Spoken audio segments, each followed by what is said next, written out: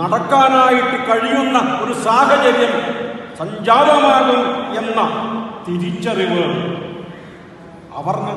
അവർണർക്കിടയിൽ വ്യാപകമായ ഒരവസ്ഥയിൽ നിരവധി ആളുകൾ, പോരാളികളടക്കം സവർണ മേധാവിത്വത്തെ ചോദ്യം ചെയ്തുകൊണ്ട് മനുഷ്യൻ എന്ന നിലയിൽ ജീവിക്കാനുള്ള അവകാശത്തിന് വേണ്ടി പോരാടിയ ഉസ്മാനിയ അടക്കമുള്ള പോരാളികൾ അവരെല്ലാം അഭയം കണ്ടെത്തിയത് മറ്റൊരു മതത്തിലേക്ക് പരിവർത്തനം ചെയ്യുക എന്ന ആ ഒരു പോംവഴിയായി. പൊന്നാനിയിൽ പോയാൽ തിരിച്ചു വരുന്ന വ്യക്തി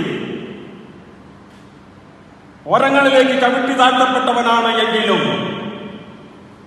തൊട്ടാൽ അശുദ്ധമാകുമെന്ന് പ്രഖ്യാപിച്ചവനാണെങ്കിലും, കണ്ടാൽ അശുദ്ധമാകുമെന്ന് പ്രഖ്യാപിച്ചവനാണെങ്കിലും, പൊന്നാനിയിൽ പോയാൽ അവിടെ നിന്ന് തിരിച്ചു വന്നാൽ അവർക്ക് അത്തരത്തിൽ മനുഷ്യവിരുദ്ധമായ അവസ്ഥയെ നേരിടേണ്ട എന്ന ഒരു അവസ്ഥാവിശേഷം സംജാതമായപ്പോൾ ചേർത്ത് പിടിച്ചുകൊണ്ട് മുന്നോട്ട് പോവുക, ഒരുമിച്ച് ഭക്ഷണം